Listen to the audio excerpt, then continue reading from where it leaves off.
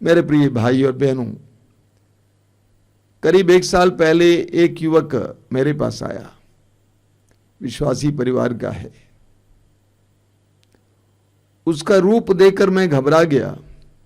लंबा सा लड़का, लंबे बाल, लंबी दाढ़ी। मैंने उससे पूछा, तुझे क्या हो गया है? ये क्या है? तू साधु बन गया क्या? संत बन गया है? सन्यासी बन गया है? ये क्या है? उसने अंग्रेजी में कहा फ्रस्ट्रेशन, यानी निराशा। मैंने पूछा, विश्वास और निराशा दोनों कैसे एक साथ जा सकती हैं? विश्वास और निराशा एक साथ कैसे जा सकते हैं? कई लोग मेरे पास आते हैं, वे कहते हैं मैं हार गया, हम हार गए, अपनी समस्याओं को लेकर। मैं उनसे एक बात कहता हूं, ये कभी नहीं कहना हम हारने वाले नहीं हैं, हम जीतने वाले हैं। क्योंकि हमारे प्रभु हारे नहीं। हमारे प्रभु ने कहा, ढारस रखो, मैंने संसार पर विजय पाई है।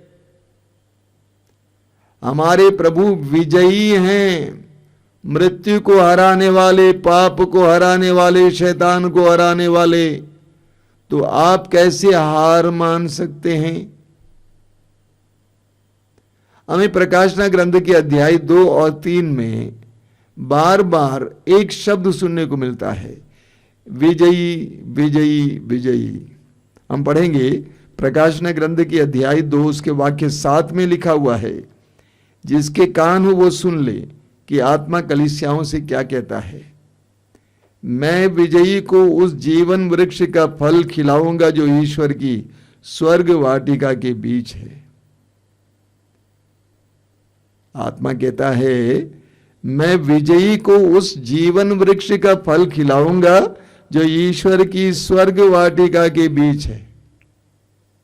आगे सुनते जाइए, वाक्य 11 में लिखा हुआ है, जिसके कान वो सुन ले कि आत्मा कलीसियाओं से क्या कहता है। विजयी को द्वितीय मृत्यु से कोई हानि नहीं होगी। विजयी को द्वितीय मृत्यु से कोई हानि नहीं होगी। आगे लिखा हुआ है उसी अध्याय के वाक्य 26 में, जो विजयी होगा, जो अंत तक मेरी इच्छा पूरी करता रहेगा, मैं उसे राष्ट्रों पर वह अधिकार प्रदान करूंगा जिसे मेरे पिता ने मुझे प्रदान किया। प्रभु कहते हैं, जो विजयी होगा, जो अंत तक मेरी इच्छा पूरी करता रहेगा, मैं उसे राष्ट्रों पर वो अधिकार प्रदान करूंगा जिसे मेरे पिता ने मुझे प्रदान किया है। प्रकाशना ग्रंथ अध्याय 3 उसके वाक्य 5 में लिखा हुआ है, विजयी इस प्रकार उजले वस्त्र पहनेगा, मैं जीवन ग्रंथ में से उसका नाम नहीं मिटाऊंगा, बल्कि अपने पिता और उसके स्वर्गदूतों के सामने उससे स्वीकार करूंगा। और एक बार सुना रहा हूं, वचन कहता है, विजयी इस प्रकार उजले वस्त्र पहनेगा, मैं जीवन ग्रंथ में से उसका नाम नहीं मिटाऊंगा, बल्कि अपने पिता और उसके स्वर्गदूतों के सामने स्वीकार करूंगा। ये प्रभु यीशु कहते हैं। आगे वाक्य 21 में लिखा हुआ है, मैं विजयी को अपने साथ उसी तरह अपने सिंहासन पर विराजमान होने का अधिकार दूंगा जिस तरह मैं विजयी होकर अपने पिता के साथ उसके सिंहासन पर विराजमान हूं। और एक बार सुन लीजिए, यीशु कहते हैं, मैं विजयी को अपने साथ उसी तरह अपने सिंहासन पर विराजमान होने का अधिकार दूंगा जिस तरह मैं विजयी होकर अपने पिता के साथ उसके सिंहासन पर विराजमान हूं। कितने सकार संदेश है। प्रभु कहते हैं कि मैं विजयी को जीवन वृक्ष के फल को खाने का अधिकार दूंगा, समस्त राष्ट्रों पर अधिकार दूंगा। जिस तरह पिता के दाहिने में विराजमान, उसी तरह विजयी मेरे साथ विराजमान होगा। विजयी को द्वितीय मृत्यु से डरना नहीं होगा। विजयी विजयी विजयी। ये विजयी कौन है? ये विजयी कौन है? सबसे पहले जो पाप और शैतान पर विजय पा चुका है। जो पाप और शैतान पर विजय पाता है उसको हम विजयी कहेंगे। प्रभु यीशु स्वयं पाप और शैतान पर विजयी हुए। कोलोसियों के नाम संत पौलुस के पत्र के अध्याय 2 वाक्य 15 में लिखा हुआ है, उसने विश्व के प्रत्येक आधिपत्य और अधिकार को अपदस्थ किया, संसार की दृष्टि में उनको नीचा दिखाया और क्रूस के द्वारा उन्हें पराजित कर दिया है।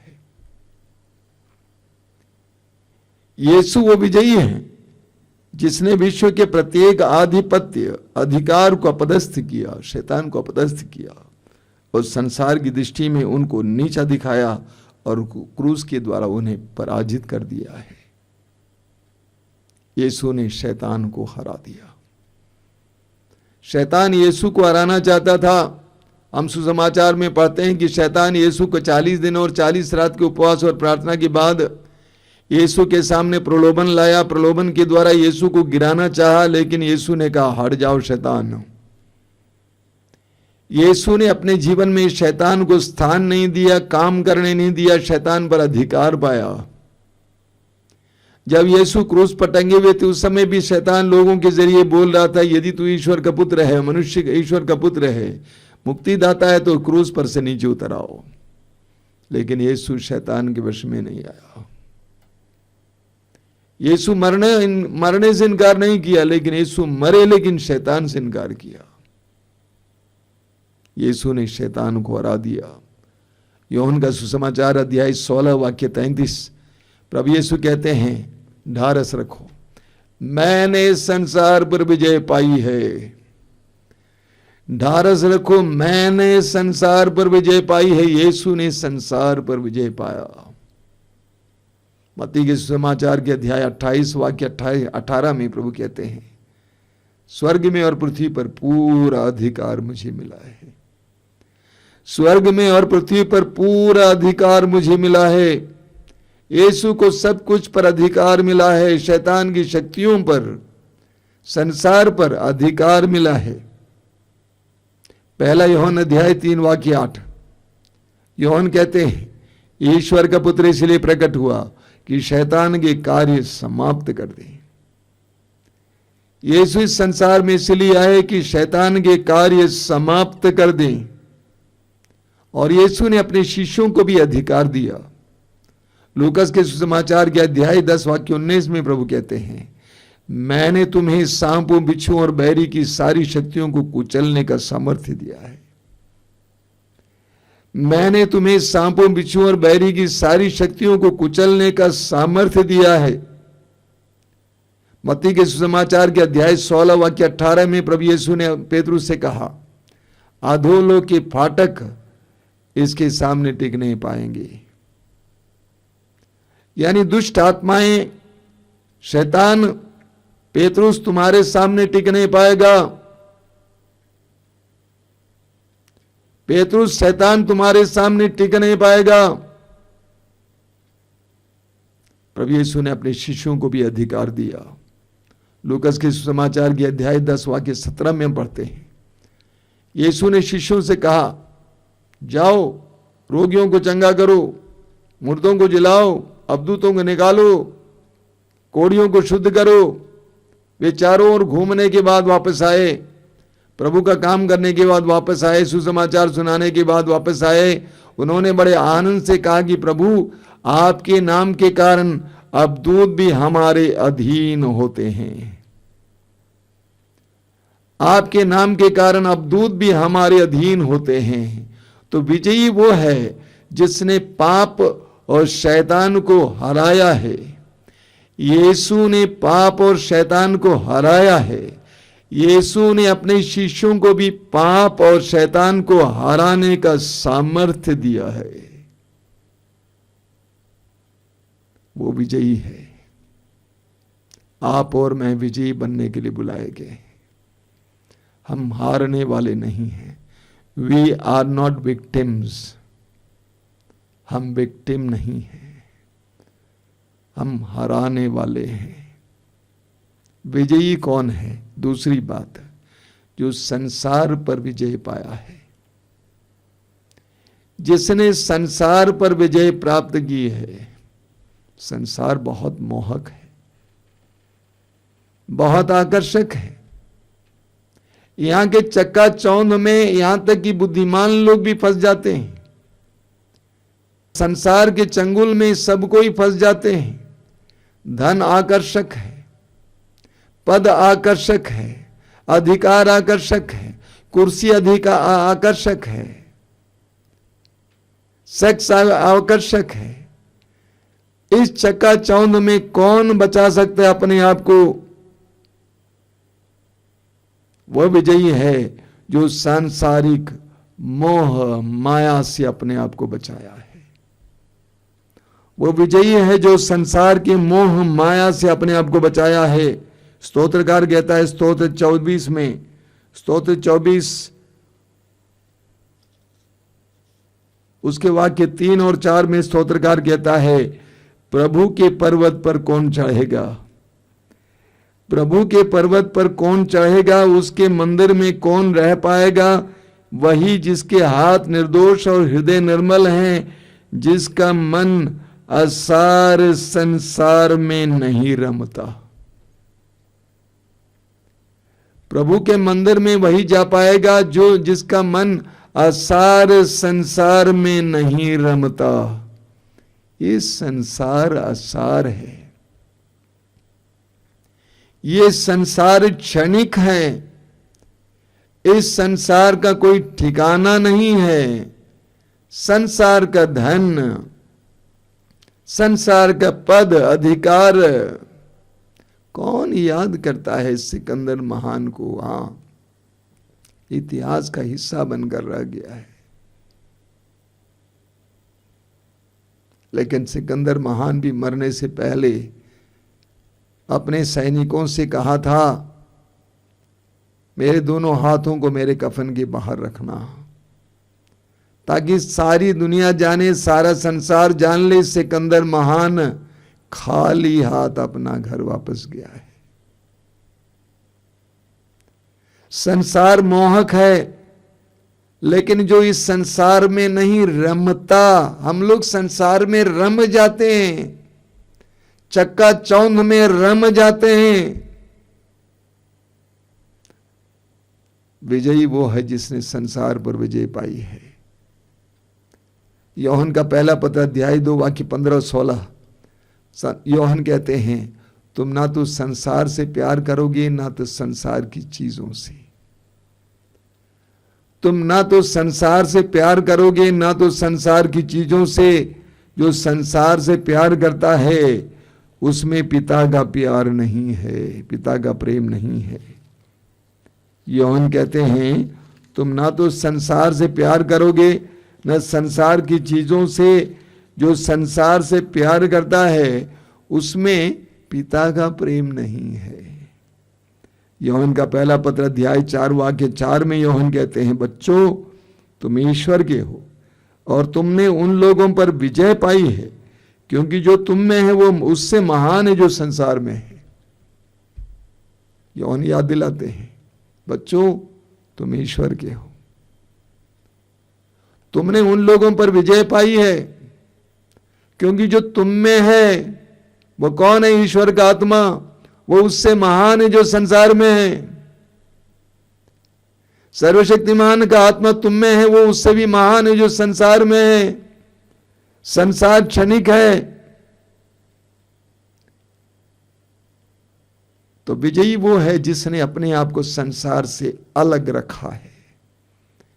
यूहन्ना के सुसमाचार के अध्याय 15 वाक्य 18 और 19 में प्रभु यीशु कहते हैं, मैंने तुमको संसार से अलग किया है। विजयी वो है जिसने संसार पर विजय प्राप्त की है, जिसने संसार से अपने आप को अलग किया है, जिसने संसार से अपने आप को अलग किया है। संत पौलुस को सुनिए, कुरिन्थियों के दूसरे पत्र के अध्याय 5 में पौलुस क्या कहते हैं? पौलुस कहते हैं, हम आंखों देखी बातों पर नहीं बल्कि विश्वास पर चलते हैं। हमें तो ईश्वर पर भरोसा है। पौलुस कहते हैं कि हम आंखों देखी बातों पर नहीं बल्कि विश्वास पर चलते हैं। हमें ईश्वर पर भरोसा है, संसार पर नहीं। कोलोसियों के पत्र के अध्याय 3 वाक्य 1, मैं जानबूझकर कुछ वचन आपको दे रहा हूं। कोलोसियों के पत्र के अध्याय 3 वाक्य 1 में संत पौलुस कहते हैं, यदि आप यीशु मसीह के साथ जी उठे हैं तो ऊपर की चीजों की चिंता किया करें, संसार में ना रम जाएं, संसार में ना खो जाएं। हमारे देश में बोलते हैं ये मेला है, इस मेले में ना खो जाएं, बल्कि अपनी दृष्टि ऊपर की ओर लगाए रखें। यानी इस प्रकार अपने को संसार से जो अलग रखता है, जो पवित्र जीवन जीता है, वह विजयी है। जो संसार से अपने आप को अलग रखता है, संसार से ऊपर उठता है, संसार में रहते हुए भी संसार का नहीं रहता है बल्कि एक पवित्र जीवन जीता है, वह विजयी है। सवाल है कौन विजयी है? तीसरी बात, जो विश्वास की परीक्षा में खरा उतरा हो। जो विश्वास की परीक्षा में खरा उतरा हो। हमारे विश्वास की अग्नि परीक्षा होती है।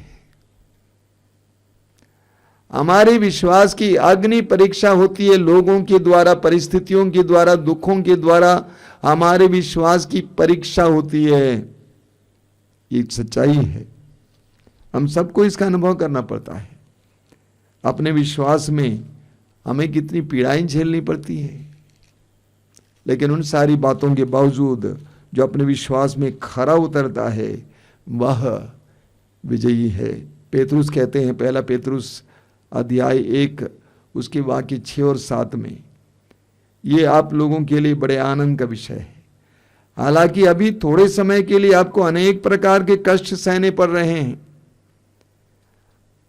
अभी थोड़े समय के लिए आपको अनेक प्रकार के कष्ट सहने पड़ रहे हैं। यह इसलिए होता है कि आपका विश्वास परीक्षा में खरा निकले। सोना भी तो आग में तपाया जाता है और आपका विश्वास नश्वर सोने से कहीं अधिक मूल्यवान है।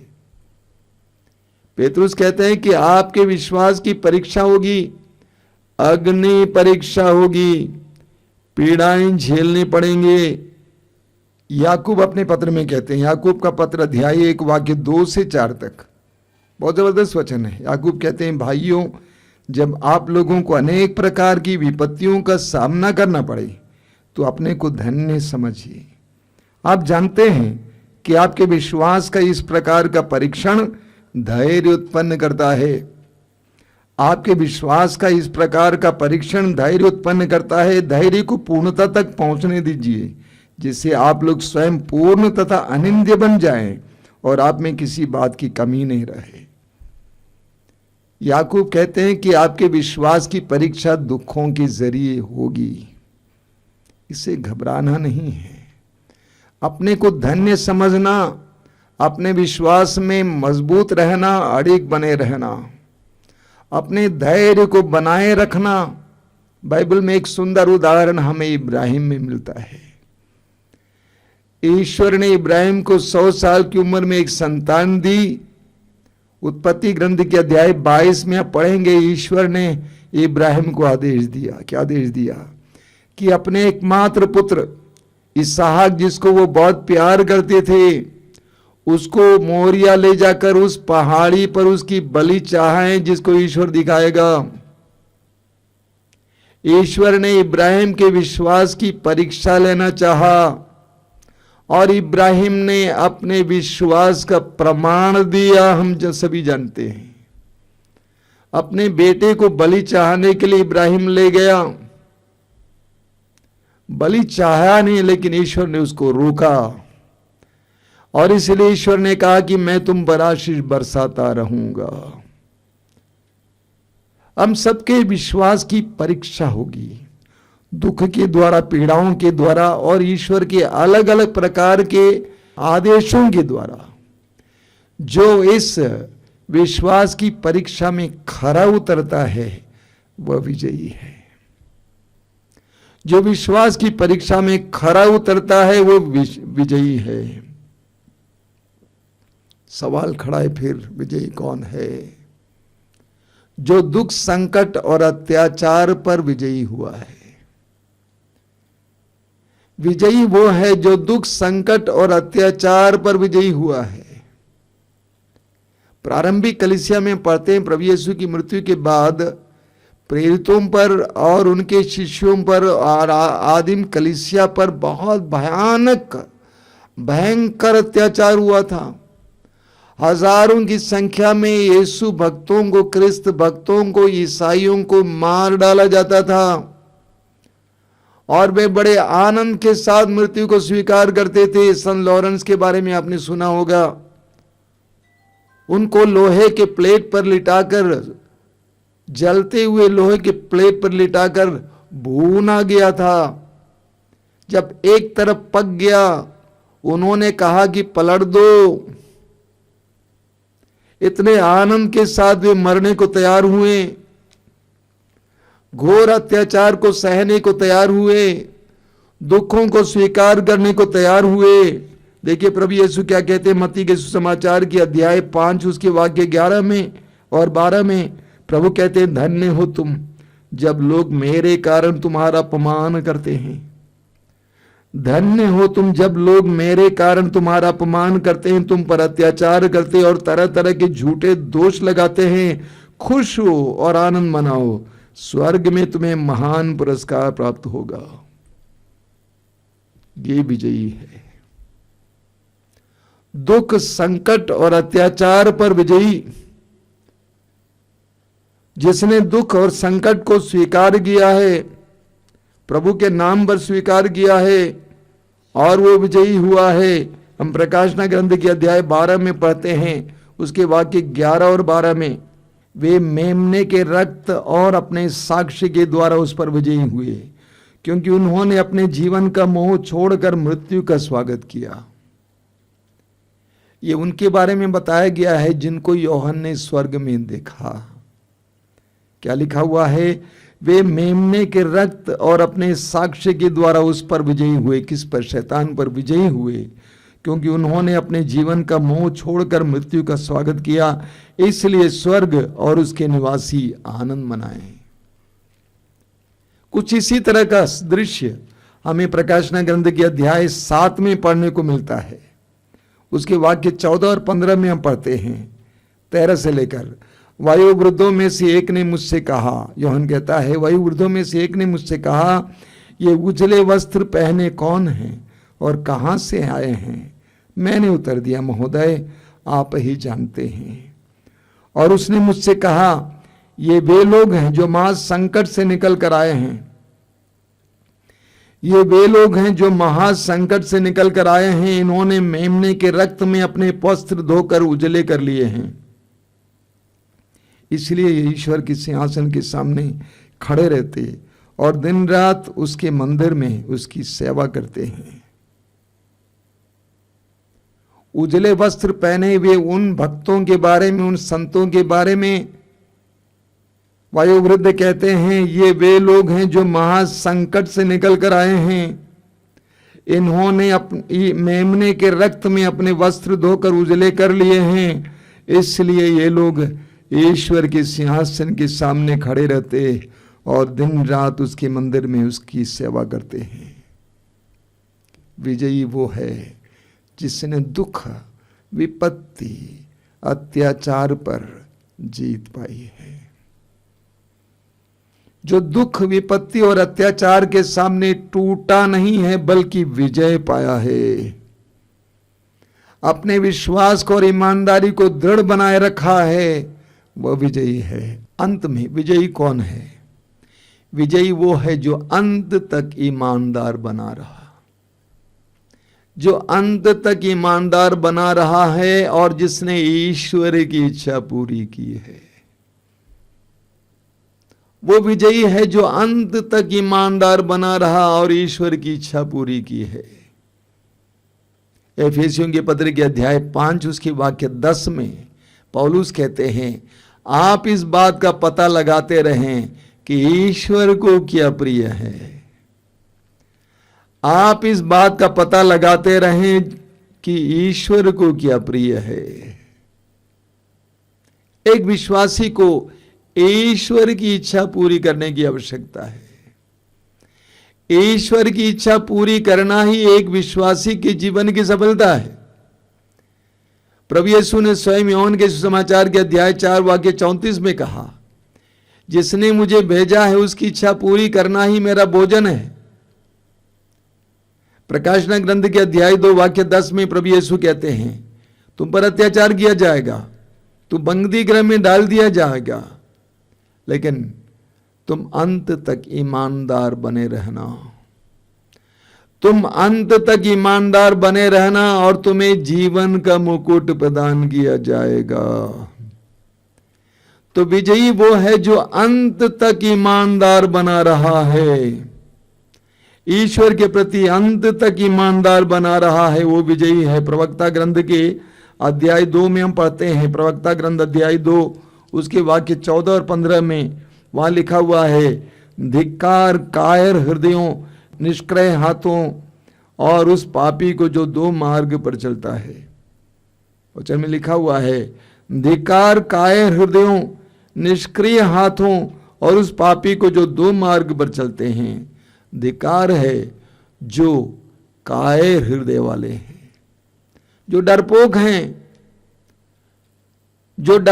हैं, जो कायर हृदय वाले हैं और जो निष्क्रिय हैं।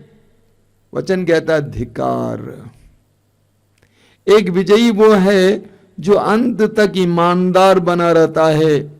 तिमोथी के दूसरे पत्र के अध्याय 4 वाक्य 7 और 8 में संत पौलुस कहते हैं, मैंने अच्छी लड़ाई लड़ी है। देखिए पौलुस को, सुनिए, मैंने अच्छी लड़ाई लड़ी है, मैंने अपनी दौड़ पूरी की है।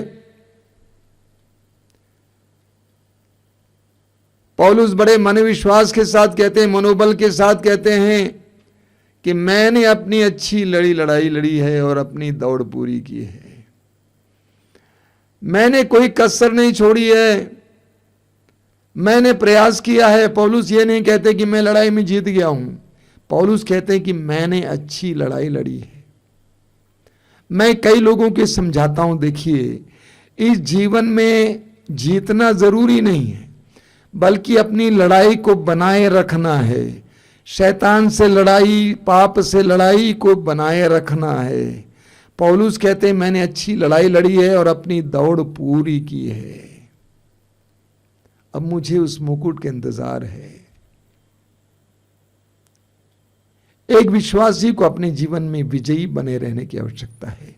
मेरे प्रिय भाई और बहनों, हम एक ऐसे प्रभु के शिष्य हैं, भक्त हैं, जिसने मृत्यु को हराया है, जिसने पाप को हराया है, जिसने शैतान को हराया है। हमें कभी टूटना नहीं चाहिए, हमें कभी हारना नहीं चाहिए। हम हारने वाले नहीं हैं, जीतने वाले हैं। हमें विजयी बनकर प्रभु के अनुग्रह के सिंहासन के पास खड़ा होना है। आइए हम प्रार्थना करें। प्रभु यीशु, धन्यवाद देते हैं, तूने हमारे सामने एक बहुत बड़ा उदाहरण पेश किया है। तेरा संपूर्ण जीवन एक विजयी का जीवन था। तेरा जन्म एक गौशाले में हुआ था। तू एक बढ़ई के बेटे के रूप में जीवन जिया था। तूने जीवन की हर परिस्थिति से लड़ा था। तूने हर परिस्थिति को अनुभव किया था। शायद तूने भूख का अनुभव किया था, बेरोजगारी का अनुभव किया था। सुसमाचार की घोषणा के समय तूने विरोध का अनुभव किया, लोगों के विद्रोह का अनुभव किया, अन्याय का सामना किया। तुझ पर दोष मढ़ा गया, निर्दोष होने पर भी तुझे सजा सुनाई गई। तूने मृत्यु को स्वीकार किया। अपराधियों की तरह तुझे भी क्रूस ढोना पड़ा, क्रूस पर टोक दिया जाना पड़ा, मरना पड़ा, तब भी तू हारा नहीं। तूने अंत तक अपने पिता की इच्छा को पूरी की। तूने अंत तक अपने पिता की इच्छा को पूरी की। तू अंत तक ईमानदार बना रहा। तूने अपने आप को शैतान के हवाले नहीं किया। तूने अपने आप को पाप से बचाए रखा। तूने शैतान से कहा, हट जाओ शैतान। हे विजयी यीशु, हमें भी विजयी बना। दुख संकट विपत्ति के सामने हमें टूटने न दे। शैतान के सामने हमें विफल ना होने दें। अत्याचार के सामने हमें भागने ना दें, बल्कि हमें विजयी बना, विजयी बना, विजयी बना, ताकि हम उजले वस्त्र पहने उस महान संतों की तरह जिनको यूहन्ना ने स्वर्ग में देखा था, हम भी तेरे सानिध्य में खड़े हो सके। आमीन।